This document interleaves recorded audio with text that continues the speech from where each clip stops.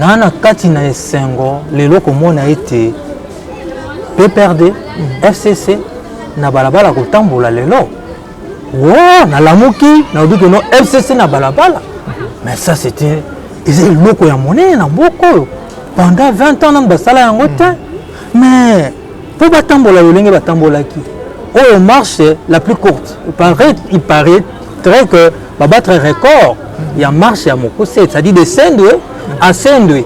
En tout cas, l'ongoni na bango, na ba drapeau na bango, na ba drapeau na bango, na ba union se bata qui ba veste le la biso yo. Vous pensez qu'en 2023 l'IDPS va disparaître? Par quel mécanisme? Franchement, par quel mécanisme? Elle sera là et elle a encore de beaux jours devant elle.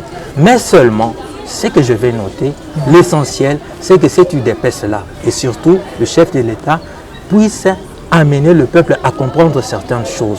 Tous autres qui ont été na sima. Tous en a pour ça changement, mais mon côté na kati na biso alingi ko changer. Et ça maté. Sur tango bato ba réfléchir ça ndenge wana. Bon, à supposer que ba arriver na fin na bango. Tout le monde attend mamba na mboko président de la République. Abo na ngeba niko lenga. Tout le monde attend mamba nde aye wana. C'est-à-dire, oh, nous sommes il y a bien. Toi, à ma baie, et Félix, oh, il va reprocher. Ce que tu as vu en l'autre, tu as vu pas tant de membres. C'est-à-dire, tu as perçu le pouvoir. Bangon ne va organiser l'élection. Bangon ne va zonga. Mais on est où là? Qui va l'accepter? Bref. Motenabino, besoin de à travers la République démocratique du Congo, besoin na est, na ouest, na nord, na sud, besoin na Libanda ya poto, besoin partout à travers le monde. Et si on a besoin pour na mokolo moi les lois ya koyamba pona bino, moi na mboka José Kaniki azali journaliste. Na elongo tokoba kofungola moi nteke na o Italie makambo makoleka na politique. Tobaki mbala o tokozwa bato nyonso, tokozwa ba politicien, tozui ba acteur ya société civile, tozui pelelo ndeko abiso moko journaliste pour to beta na ekati na o Italie mayi matali politique ya mboka na biso. Moi na mboka ndeko Kaniki mbote. Mote ndeko nanga Julio na sepeli mingi lokola sili ko benga biso na kati émission oyo. Jaso les amwakala kanisa ka pebiso bandeko. Matono mingi mwana mboka tozui motune ya liboso. To komona te mwana mboka Félix Antoine Tshilombo akosangana solo makobeta mate akosangana bandeko na ya lamuka lokola mwana mboka Jean-Pierre Bemba lokola pe na mona kinde ko mukeba ipasenga ki non fort rapprochement pe salema pona ko soutenir mwana mboka Fachi et ko lobate Fachi akobunda komba na FCC akobunda komba ko pona ko libérer mboka ya yambonga na oloba boye ete lisolo isa biso nyonso po to bana mboka. OK. Tozana bomoko. C'est vrai que la divergence c'est koki ko kabola biso na mwa tango boye tout ça tozana ba vie mon côté mais oyo ya motuya ezali ete toyeba toujours que centre na biso ya intérêt ezande Congo.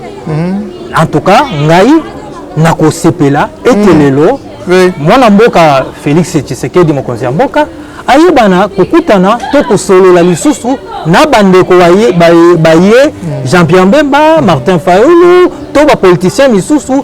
L'essentiel ezala pour intérêt ya mboka o ezali Congo RDC.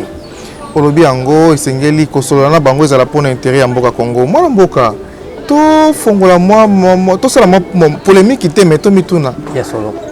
Marche ya PPRD leki kitoko batamboli bato bakufite bato bazokite mais boni kaka marche ya UDPS esengeli bato bazoka pe bato bakufa eza pour la nini violence ou bien ils ont des bango bato PPRD même c'est basali marche na bango basoli kitoko na population. Oui binde konanga Gelio na bosolo na oloba ete na kati na esengo lelo komona ete PPRD FCC na balabala kotambola lelo. Oh, na lamuki na obi que non FCC na balabala. Mais ça c'était ils loko ya monnaie na mboko pendant 20 ans na basala yango te. Mais pour batambola yolenge batambola ki. Oh, marche la plus courte. Il paraîtrait que va battre record. Il y a marche à Mokose, c'est-à-dire de Sendwe à Sendwe. En tout cas, l'ongoni na bango, na ba drapeau na bango, na ba drapeau na bango, na ba yenyo se bata ki ba veste le la biso yo. Totangi, na tanga kombo, na kotanga kombo te, mais boyebi bango, bazaki na nzela. Eh ben, tout c'est pour le bazo vivre démocratie à solo.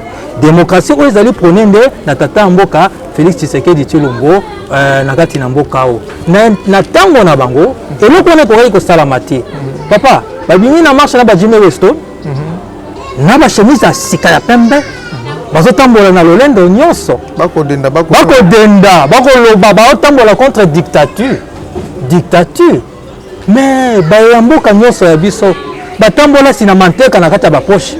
Bon, bah, que celui qui est balabala, ni ne cause bango, si va cause la gazé. Si quoi kanisa, bah, nous sommes menés wana, bazala gazé. Baki ma bango lokola, bah, nous sommes totima kambango, natango na yango. Bango pe baki ma bango lokola ana. Vraiment, il faut pas le remercier. Alors, bati ka discours na bango au bazali koloba, il y a dictature wana. Mais pour encore revenir un peu sur UDPS. UDPS a vivre frustration mini na kachamboko. Pendant 38 ans, c'est pas facile de quitter de la rue au pouvoir totalement. Oui, l'élite du parti, oui, le cadre du parti, facilement ça la transfert, encore que c'est difficile. Mais imaginez-vous maintenant la masse. La masse, on ne la contrôle pas. Tout le monde peut s'infiltrer dans cette masse-là. Ben, infiltrer à la gauche, ben, dessus à droite. Et quoi ça là était moi ba dérapage ezala. En tout cas, na kozwa exemple wana, pas pour na kokumisa tas, pas pour na kokumisa ko sepela na bakas to loba, mais na kozwa exemple wana pour na koloba keza ba makambo ko liko salema partout. Et ko liko salama, et salami na États-Unis kala mingi te. Oh, bato ba marché contre fraude, contre racisme. On a vu des personnes, hier même aussi je voyais en France, c'est comme Bagazaki, dans les États-Unis, Bagazé, dans les États-Unis, bato bazali ko réagir un peu brutalement. Ça peut arriver, mais l'essentiel est que dans les jours à venir, Makamwana ici là complètement. Mais pour la FCC, en tout cas, il faut pas ça. Longonia, Natata Mokonzi, Yamboka qui est le président Félix Tshisekedi. Na kati kaka ya registre wana mwana mboka José Kani kozali journaliste moko ya monene na kati ya mboka Kisasa pe na Congo mobimba IDP ça ko contrôler mboka lelo asa président de l'Imperium président Félix dans l'Imperium lelo. Le président de Félix a l'Imperium. C'est clair, là il n'y a pas de doute, il a l'Imperium. Mais l'Imperium qui doit s'accompagner des réalités politiques. Imperium et la réalité politique était. Aux Imperium, c'est toi qui as la décision. C'est toi qui as la dernière signature du pays. C'est toi qui représente les pays. C'est toi qui es le garant des institutions du pays. C'est toi qui es le magistrat suprême. C'est toi qui es le commandant suprême de l'armée. Certes, c'est vrai. Mais les réalités politiques aussi nous obligent à partager les pouvoirs. C'est ça la différence avec les anciens régimes. Régime Akala, Ezaki Banda Motoya Yambo, c'est-à-dire président de la République, Kabila, Mobutu et ainsi de suite, voire même ceux qui font Léopold, na mutaza na suka ya régime, eza uniforme, eza homogène, c'est-à-dire eza mutu moko, yende azopesa mitundu na nyonso, Assemblée nationale, Assemblée provinciale, eza ya mutu moko. Mais ici, la différence, c'est ça que le président a l'impérium, mais il n'a pas la majorité parlementaire. Il n'a pas la majorité dans les différentes provinces. Et c'est ce qui fait qu'il oblige à être en coalition avec ses partenaires. Ba partenaire yango olie ba accompagner mokonzi ya mboka na lolenge ya bosolo. Ande ko jelio. Na ndenge ya bosolo. Na ndenge vraiment ba comprendre que basaki mabekala lelo balingi ba se racheter na peuple ba accompagner le chef de l'État à réussir mandat na yé. Mais bango le fait que le chef de l'État il faut réussir mandat na yé ezo bangisa bango balingi ko céder. Je vais vous donner un exemple pour essayer d'illustrer. Vous vous rappellerez du Palou, qui était de l'opposition à l'époque. Mais quand Basangana le chef de l'État, le sénateur Avi Kabila, le Palou accompagna réellement et dans la vérité le président Kabila. Ce qui ne se fait pas avec nos amis du FCC aujourd'hui. Ils sont dans le méli-mélo, ils sont dans l'hypocrisie. Et c'est là coince la machine. Mais je suis sûr et certain, avec tout ce qui se passe dernièrement, avec les ordonnances et ainsi de suite, la démission de Luamba, je pense qu'ils commencent à comprendre les choses. Voilà pourquoi on a forcing na balabala. Mais je pense que d'ici là, il faut comprendre totalement qu'ils ne peuvent plus rien contre le changement et le changement que veut la population. Moi, je motuna ya pene ya kosuki sezali motuna oyo kotungisa bato. Bon, ekotuna ma. Lelo oyo balobi IDPS a finir lokola Palou. C'est-à-dire à kosotoka na bato malonga supembe na eteze solo. J'esquisse un petit sourire. Et je pense que ils n'ont qu'à continuer à rêver. Baye bakanisaka ndenge wana oyo basu ou to basuitaka ndenge wana to bamonaka lolenge wana ba rêver. Pour nani, l'UDPS a fait 38 ans dans l'opposition, n'est-ce pas? Ça c'est clair. Elle n'a pas disparu. Devant les dictateurs, devant bateau, Bachar, devant même la revendication, le débauchage, il y a des cadres na bango. L'UDPS a résisté devant la tempête, ça c'est clair. Aujourd'hui, elle est au pouvoir. Vraiment, vous pensez que l'UDPS va disparaître de quelle manière? Vous pensez qu'en 2023, l'UDPS va disparaître? Par quel mécanisme? Franchement, par quel mécanisme? Elle sera là et elle a encore de beaux jours devant elle. Mais seulement, ce que je vais noter, l'essentiel, c'est que cette UDPS-là, et surtout le chef de l'État, puisse amener le peuple à comprendre certaines choses. Tozoti kalama muke na sima. Tozana pour ça changement, mais mon côté na kati na biso alingi to changer. Tozo la kaka changement ou te paye na gauche. Mais biso mo to ko changer te. Ça vraiment ils a moi tard ou ils na kati na biso population congolaise. Mais pour l'UDPS, moi je pense que à cause on a ba député et le combat c'est même celle-là. Au FCC azomona que na 2023 bazo risquer ba dégringoler. Mais ce qui est FCC dégringolé, mais je vous dis clairement que ces pays, entre guillemets, et que ça en a beaucoup, il y a eu des PES, mais bien sûr, na bandeko ya Lamuka. Parce que Lamuka aussi, c'est une force réelle dans la population. Parce a toujours, comme à l'époque, accompagné UDPS dans la situation. Tous les gens qui ont karasiko, moi namboka lelo oyo tovanda tovandi na Tongo. Félix Antoine Chilombo abengisi Mozito, abengisi Fayulu, abengisi Bemba, abengisi Katumbi, abengisi Monantemi, abengisi les grands patriotes. Les grands patriotes, Papa Honoré Ngwanda, Vandi na mesa, abengisi le docteur Denis Mukwege, Vandi bango nyonso basomi ya mboko bavandi esika moko baloba Congo. Comment est-ce que nous avons comment on peut dans l'avenir? Selon des bonanga Gélio. Na rappelé au kaka discours et investiture à mon Mboka. Je tends ma main à tout le monde. Je vais travailler avec tout le monde. C'est ça même la raison pour laquelle que M. Matoumou Lazana Abad, c'est-à-dire Félix Tshisekedi Tshilombo, président de la République, n'a jamais fermé ses portes.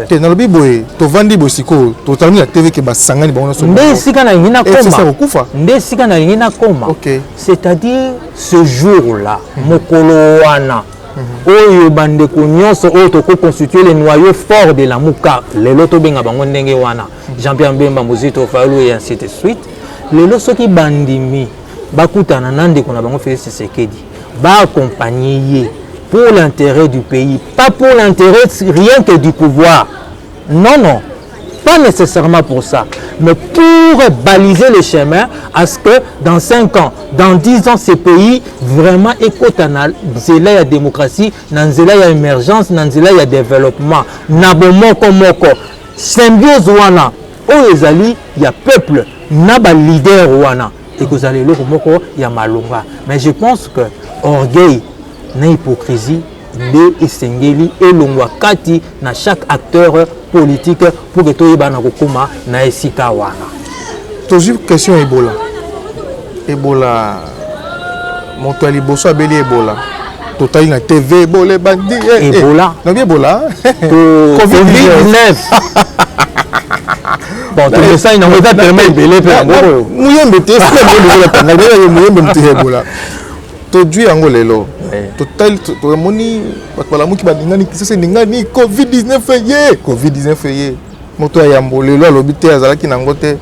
Babenga ki bapesi empata. Babalukele babotoli empata ngo. Et à la fin lelo oyo ya lobi qu'est-ce que la la Covid-19 te. Muyembe eteni ba induire peuple na erreur ou bien et comment na bongisa motuna. Covid-19 na Congo ezali mafia tote. Ndeko na ngai Gélio. C'est pas sérieux tout ça. C'est pas sérieux de la part de ces messieurs-là. Il ne peut pas s'amuser de nous comme ça. Ndeko na ngai Gélio. Bon, il y a ce qui a bien quitté. To longolié. Il ce n'est qu'un individu. Tozu ba nyonso 8000 10000. Tozu ba nyonso après ba témoigner que na belaki, na zaki na hôpital, na saki boy, ba zuna charge. Bakufa qui paye la famille réclamait que non moi nous avons fait la Covid-19 c'est là de qu'on a on appelle ça les à côté c'est là d'accord OK c'est de la comédie ce qui y a lobby que non tout lobby que non les lots Covid-19 faisant en boca na sauté vous savez combien l'État a perdu pour s'amuser avec cette histoire pour dire que égalité on bloque nos enfants pendant des mois. Toute la population est confinée, bloquée pendant des mois. Le gouvernement a perdu combien de millions?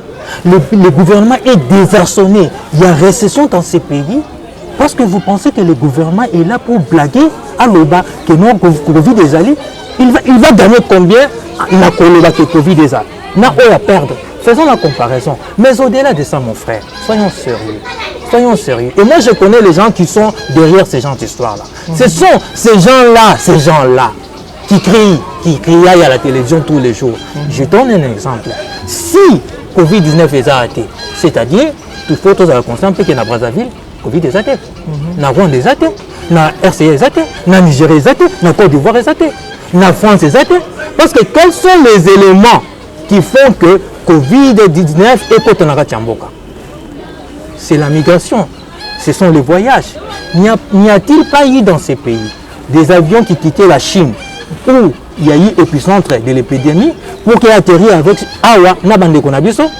Il n'y a pas eu des avions qui ont quitté, il n'y a pas eu migration, il n'y a pas eu voyage entre l'avion et Outi na France, na Italie, tout ça, et quitté Nabande Konabiso Awa. Mais si ici il n'y en a pas, c'est-à-dire que dans tous ces pays-là aussi il n'y en a pas, alors c'est une escroquerie mondiale, on veut nous présenter la chose de cette manière-là. Non mon frère, les mêmes éléments qui font que Covid-19 est en Côte d'Ivoire, ce sont les mêmes éléments où ils savent que Covid-19 est là dans la RDC. Et vous voyez, le président de la République qui aime si bien son pays et son peuple, mettre ces pays dans cet état pour de l'aventure, mon frère. Arrêtons ces aventures. Et ce genre de personnes nous ont amenés à ce que la contamination, ça coûte une source makasi. Franchement, mon frère, comment on peut dire combien à lobby?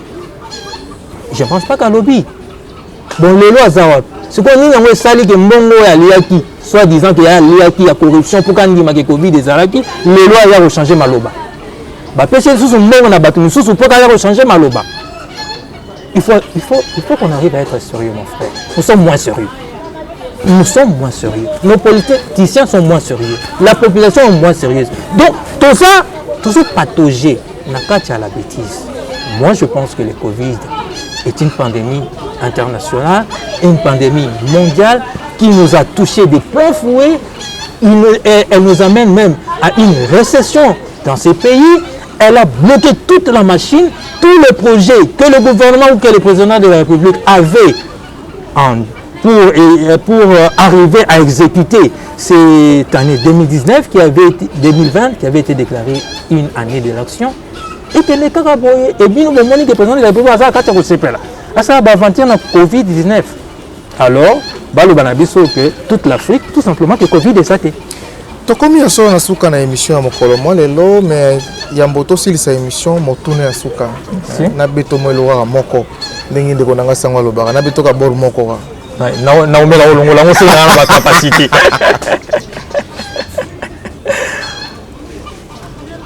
PPRD FCC grande famille wana bakolongo pe Félix Antoine Chilombo na article 164 pour accuser na Italie haute trahison entre autres bambongo ba 7 millions et bima ba bordereau bima et tambo na ba réseaux sociaux même quand faire 100 jours ça va relever d'un miracle diabolique même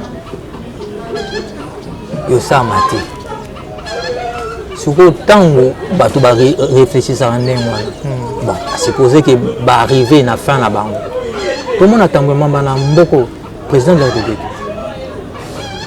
abo na ngeba niko lenga tout le monde attend maman de aïe wana c'est-à-dire oh nyonso muke ya bien to ya mabe et Félix oh ba reprocher wana siko to zui ngo to chango sous pas tambo maman c'est-à-dire to pesi bango lisu sous pouvoir wana bango ne ba organiser élection bango ne ba zonga mais on est où là qui va l'accepter bref vous voyez tout ce qui s'est passé dans ces derniers temps avec cette magistrature qui est réformée.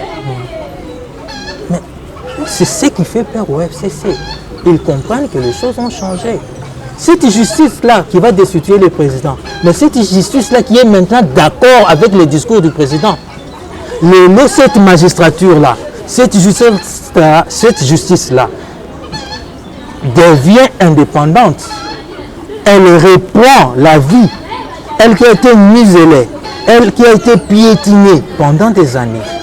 Bazonga, ba décision mo konzi mboka. Pour 7 millions, 7 millions ou wapi. Oh, balobaki que non, madame a fait ça que ça ne. Tina Dimanche, baban que ça là. Client VIP. Moi ça me conduit. Fait 100 jours. Tina Dimanche. J'agissais au nom du chef de l'État. Non, ils ont tout simplement, on veut saluer la famille présidentielle. IDPS. Trahison Makasi. Kamere na prison Penza. Faiseur de roi Penza. Oui, il est peut-être faiseur de roi. Félix pas comme ici Félix roi. Non, comme ici Félix roi. L'IDPS. Yangandeko. L'IDPS c'est Bundi. N'a pas beaucoup pendant 38 ans.